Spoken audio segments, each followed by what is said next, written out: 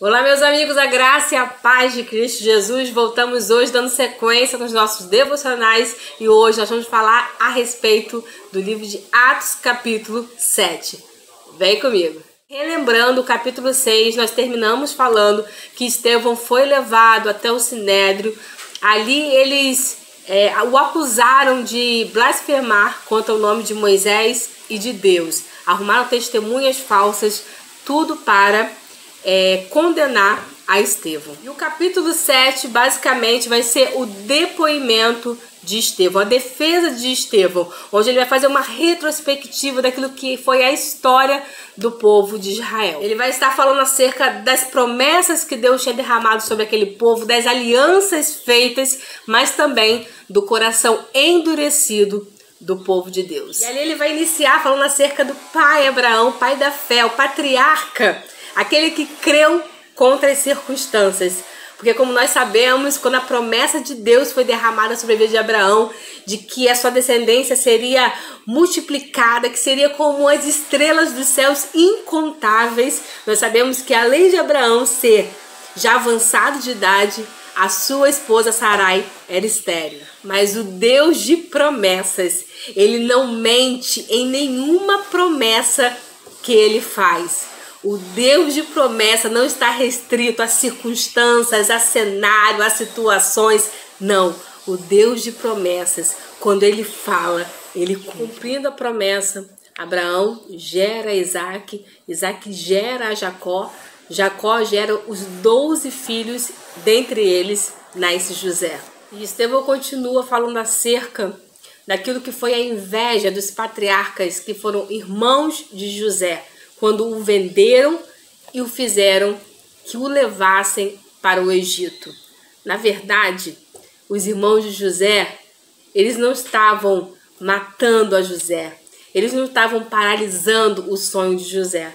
Na verdade, eles estavam impulsionando e levando José para viver a promessa de Deus. E mesmo José tendo que passar por os processos dolorosos, como a rejeição dos seus irmãos, a prisão, a calúnia, a perseguição, era necessário para que Deus forjasse o caráter de José, para que o Senhor preparasse ele para vivenciar aquilo que ele tinha preparado na vida de José.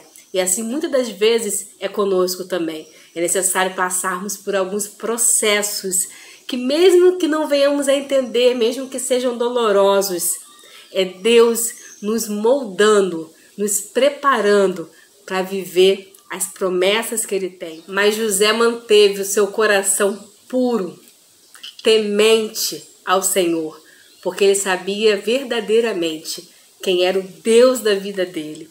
A palavra vai dizer no verso 9: os patriarcas invejosos de José venderam-no para ser levado para o Egito, mas Deus estava com ele e o livrou de todas as suas aflições, concedendo-lhe também graça e sabedoria diante de Faraó, rei do Egito, que o constituiu governador daquela nação e de toda a casa real. Aleluia. A palavra vai dizer que mesmo nos processos dolorosos que José teve que passar, ele estava com ele.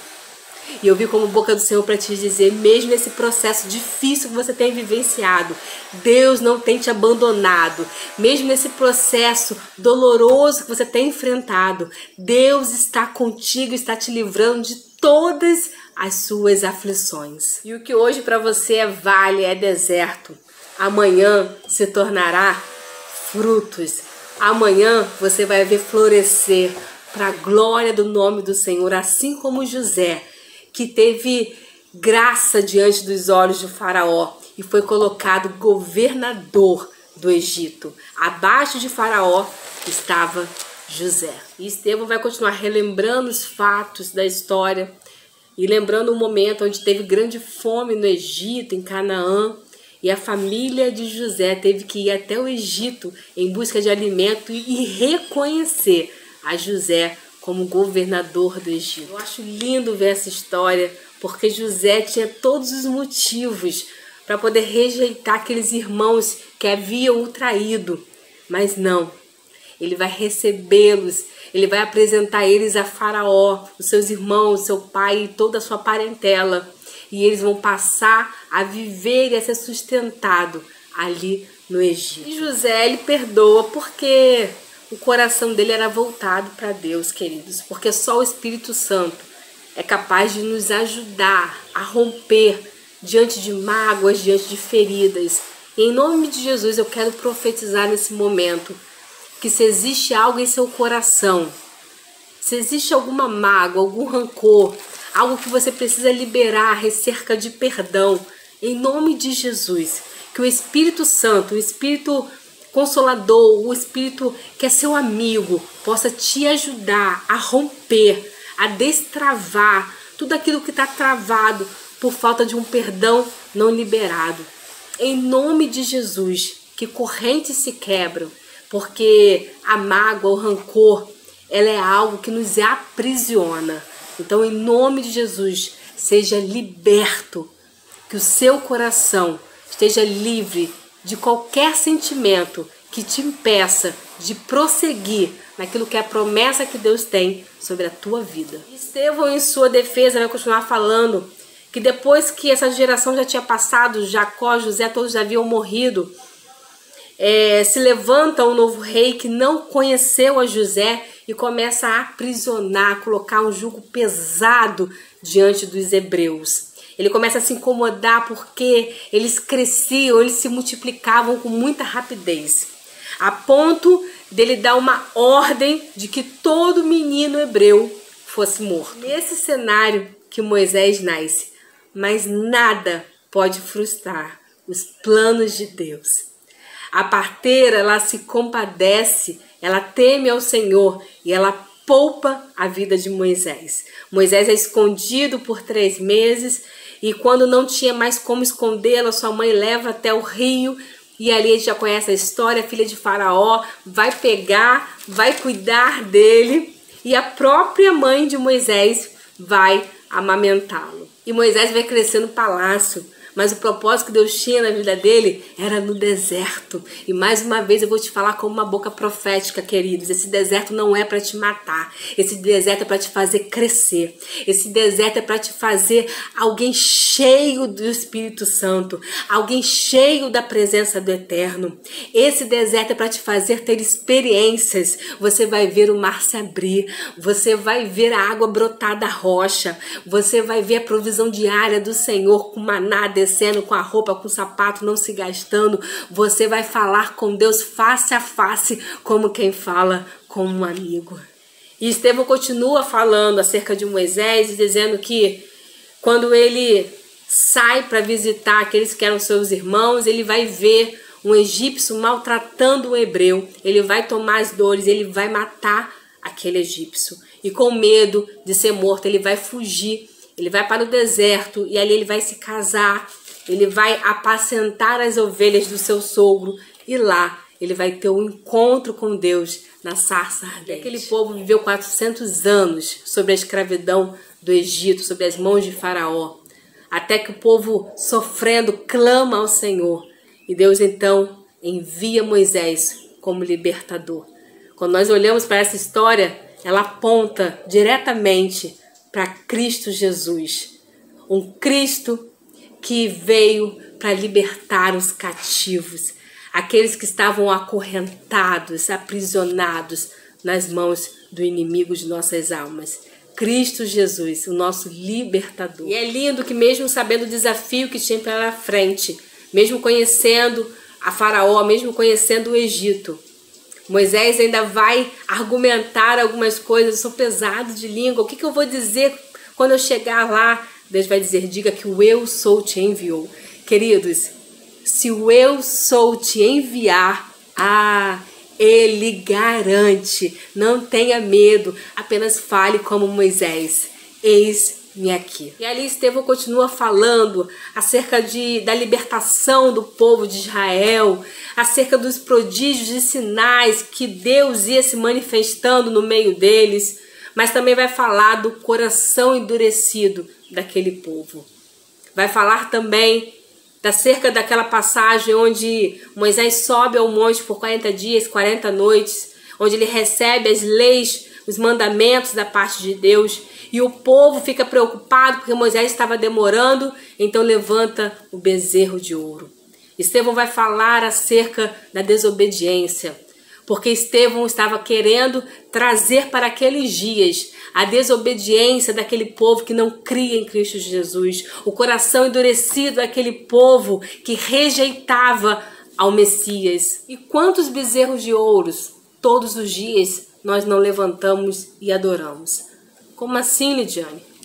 Todas as vezes que a gente coloca algo, alguém, naquilo que é o lugar de prioridade que pertence a Deus, todas as vezes que a nossa motivação por algo é maior do que a adoração ao Deus, nós estamos levantando bezerros de ouro. Em nome de Jesus, que caiam por terra todos os bezerros de ouro, que caiam por terra todas as motivações que estão acima daquilo que é a nossa adoração ao Rei dos Reis, que caia por terra tudo aquilo que nos impulsiona, que está tirando o lugar daquilo que é a prioridade de Deus sobre nossas vidas. Ele vai falar acerca do tabernáculo, que era aquelas tendas móveis, que era onde a manifestação de Deus acontecia, era onde os sacrifícios eram realizados. E ele vai falar acerca do tabernáculo que andou pelo deserto, até quando Davi se tornou rei e desejou em seu coração fazer um templo para Deus, fazer uma casa para Deus, mas Deus não permitiu que fosse Davi que fizesse, sim seu filho Salomão. E a palavra vai dizer que Estevão diz assim: entretanto, o Altíssimo não habita em casa feita por mãos humanas, como diz o profeta. O céu é meu trono e a terra é o estrado dos meus pés. Que casa vocês edificarão para mim, diz o Senhor? Ou qual é o lugar do meu repouso? Não é fato que a minha mão fez todas essas coisas? A palavra está dizendo que Deus é muito maior do que 4 paredes. Ele é muito maior do que um lugar específico. Ele é muito maior. E Ele quer habitar nesse templo. Não importa templos belos feitos pelas mãos de homens. Ele quer habitar nesse templo que sou eu e você. Ele quer habitar em nossos corações. Todo o discurso de Estevão era apenas para finalizar, como está no verso 51. Para mostrar que o povo muitas vezes andou com seu coração endurecido para as promessas de Deus. Para mostrar que muitas das vezes profetas se levantaram falando de Cristo Jesus e eles não creram. E aqueles homens também não creram quando Jesus veio, quando Jesus foi até o madeiro e levou os nossos pecados, eles o rejeitaram. Ao ouvir essa palavra, eles vão ficar com raiva. A palavra diz que eles rangiam os dentes de tanta raiva e vão apedrejar a Estevão até a morte. Estevão entra como um dos mártires da história, que morreu por não negar a Cristo Jesus. E a palavra vai dizer que antes de morrer, sendo apedrejado, Estevão estava cheio do Espírito Santo. E ele vai dizer: eis que vejo os céus abertos e o Filho do Homem em pé à direita de Deus. E ele ainda vai orar: Senhor, não os condene por causa deste pecado. E a pergunta que o Espírito Santo nos faz ao fim desse vídeo é: nós morreríamos por Cristo Jesus?